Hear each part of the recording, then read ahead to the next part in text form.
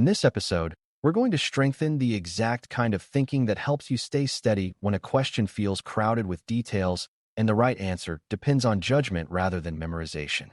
Spaced retrieval is the practice of pulling ideas from memory on purpose, which makes those ideas faster and more reliable the next time you need them. Instead of hearing a concept and thinking it sounds familiar, you train yourself to recall it cleanly, under mild pressure, the way you will need to on the artificial intelligence risk, AAIR, exam, and in real decision-making. The goal is not to be perfect while you listen, and it is not to turn this into a quiz show. The goal is to notice what you can retrieve instantly, what takes effort, and what you cannot retrieve yet, because those signals tell you exactly where to focus next. Before we continue, a quick note. This audio course is a companion to our course companion books. The first book is about the exam and provides detailed information on how to pass it best. The second book is a Kindle-only ebook that contains 1,000 flashcards that can be used on your mobile device or Kindle. Check them both out at cyber.author.me in the Bare Metal Study Guide series. To begin, bring to mind the simplest definition of risk that still feels accurate when you are tired. Risk is the possibility of harm or loss, paired with a reason it might happen and a sense of what it would affect. Now check whether your mind automatically separates risk from issue and uncertainty, because those three words are where confusion starts. An issue is something already happening, like harmful outputs being produced today, while uncertainty is what you do not know yet, like whether a vendor retains prompts or whether a model behaves differently for a certain group. If you treat uncertainty as risk without examining consequences, you may overreact and stall progress. If you treat risk as uncertainty without acting, you may underreact and allow exposure to grow. A strong retrieval here is the ability to say, in one breath, what is happening, what might happen, and what you need to learn next to choose a safer action.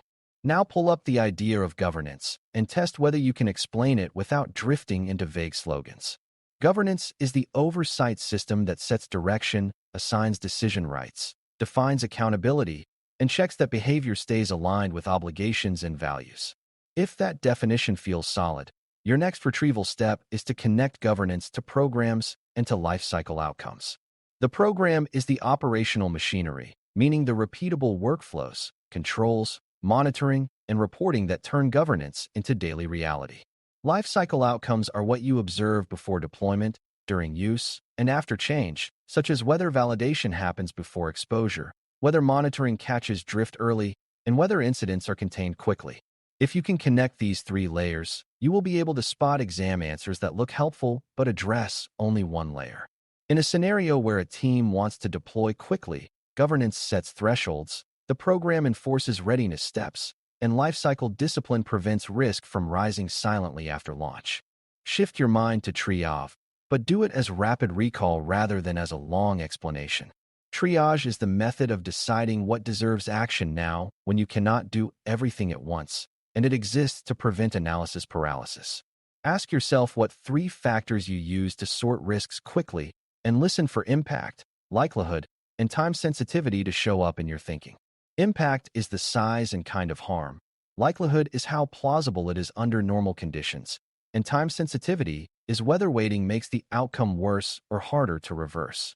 If you can retrieve those quickly, push one step deeper and recall the action outcomes that turn triage into movement, such as stopping, constraining, controlling, or watching with triggers.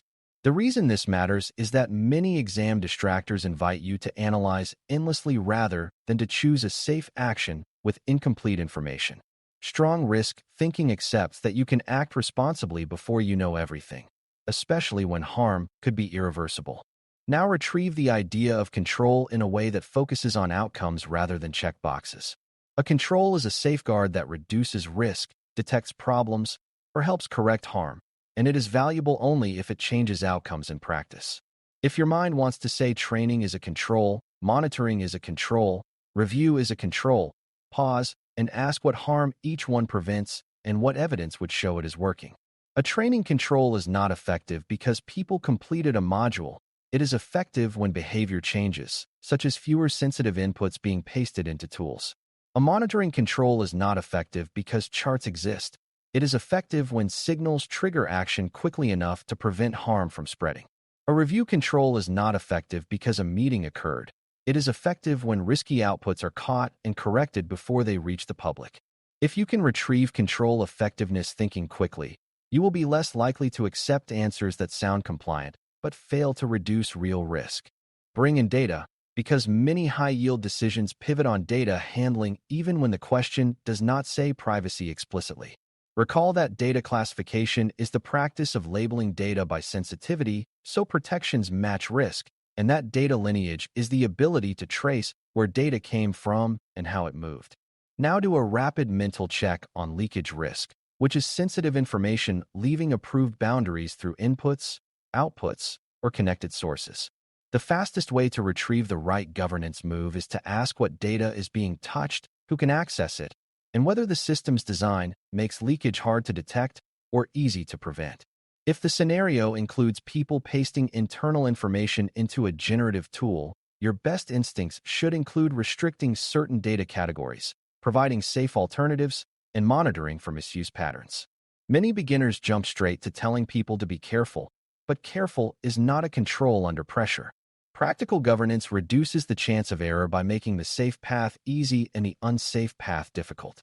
Now test your recall on model role, because role determines what level of governance and oversight is appropriate.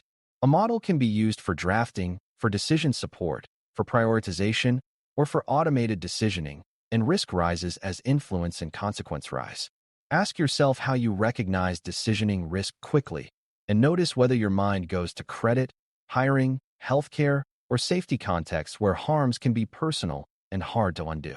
In high-stakes decisioning, strong answers usually involve boundaries on model influence, meaningful human accountability, and the ability to explain decisions to affected individuals.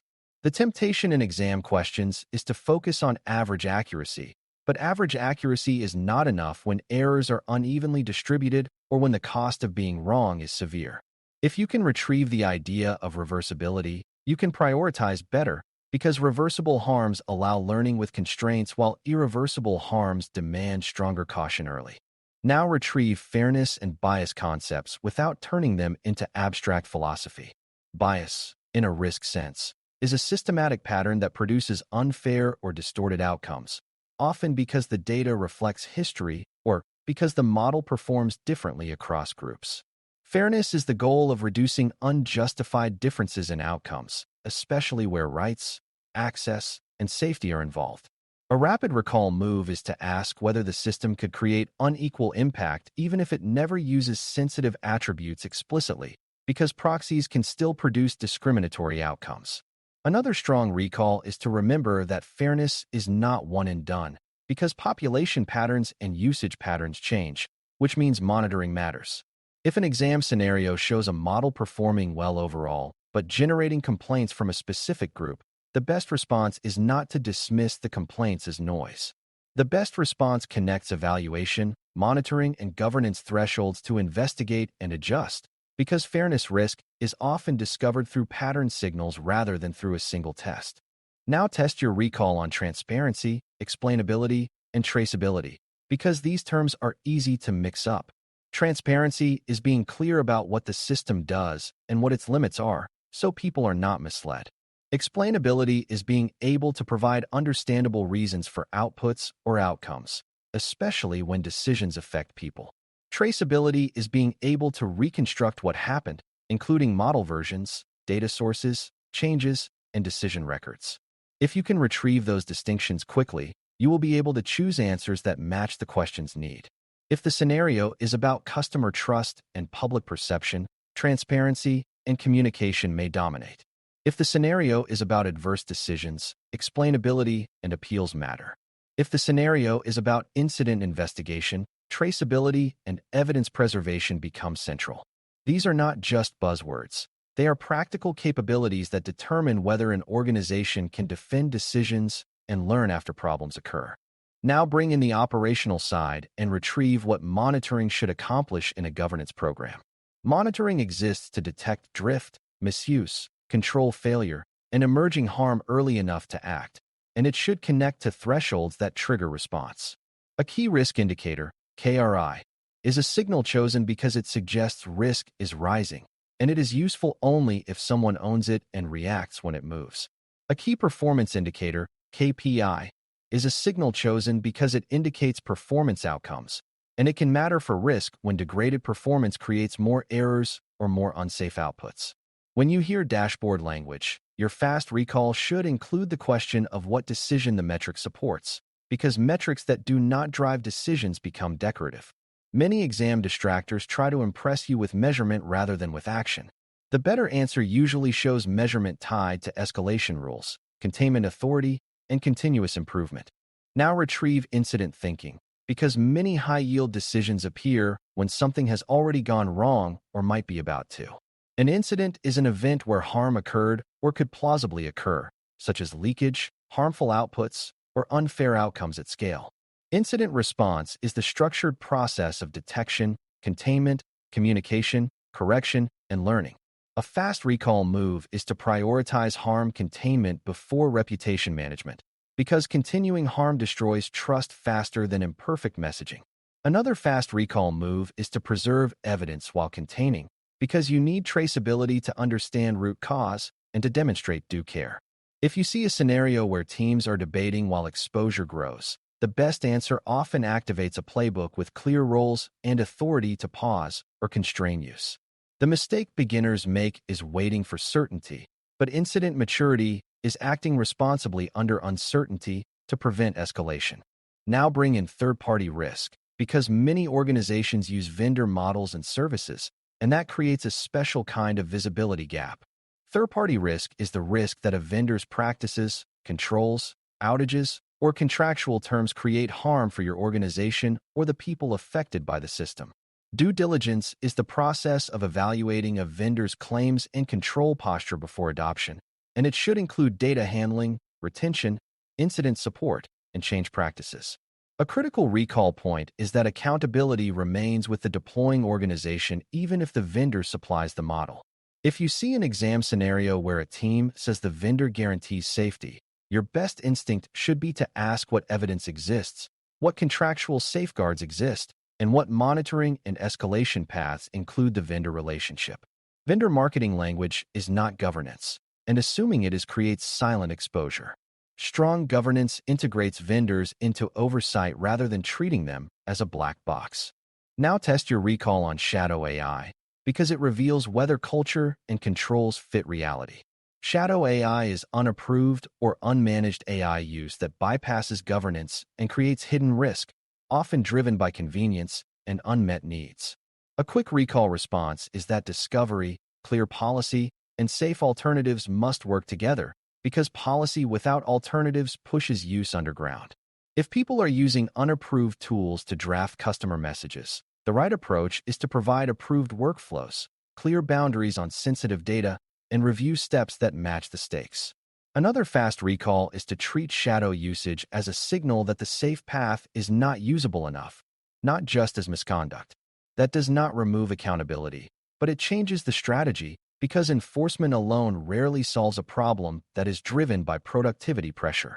When you can retrieve this perspective quickly, you will choose answers that reduce risk sustainably rather than answers that create fear and silence. Now shift to executive communication and see if you can recall what makes reporting decision-ready.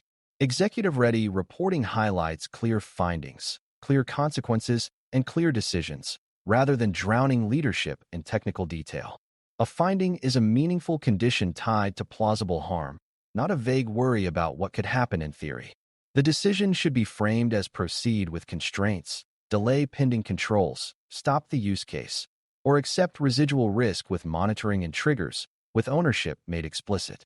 A common exam mistake is choosing answers that emphasize more study and more documentation without a decision pathway.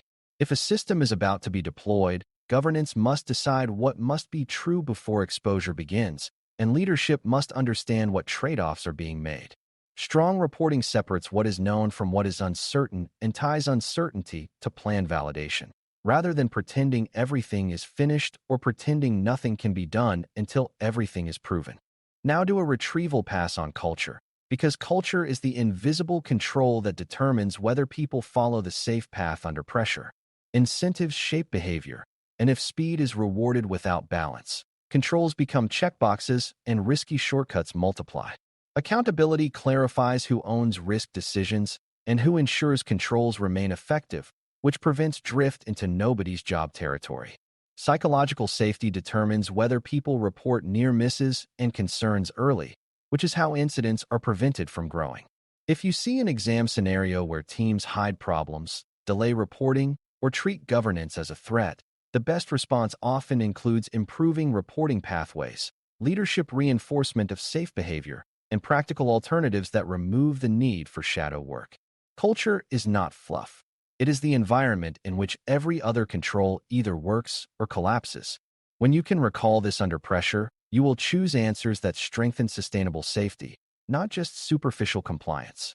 As we close, the point of this rapid-spaced retrieval review is to make high-yield decisions feel familiar and steady, even when the scenario includes distractions and incomplete information. Risk, governance, program, and lifecycle thinking should connect instantly so you can reason about what must be true before deployment and what must be monitored after. Triage should push you toward action that matches impact, likelihood, and time sensitivity, rather than toward endless analysis. Controls should be evaluated by outcomes and evidence, not by checkboxes, and monitoring should drive decisions through thresholds and ownership. Data handling, fairness, transparency, incident response, vendor oversight, and shadow AI should each trigger a clean mental response that protects people and reduces exposure. If some of these recalls felt slow or fuzzy, that is the best outcome you can get from retrieval practice, because it tells you what to strengthen next. The more you practice pulling these ideas from memory, the more naturally you will think like a risk leader when it matters. Thanks for listening. For more audio courses, daily newsletters, and more, please visit BareMetalCyber.com.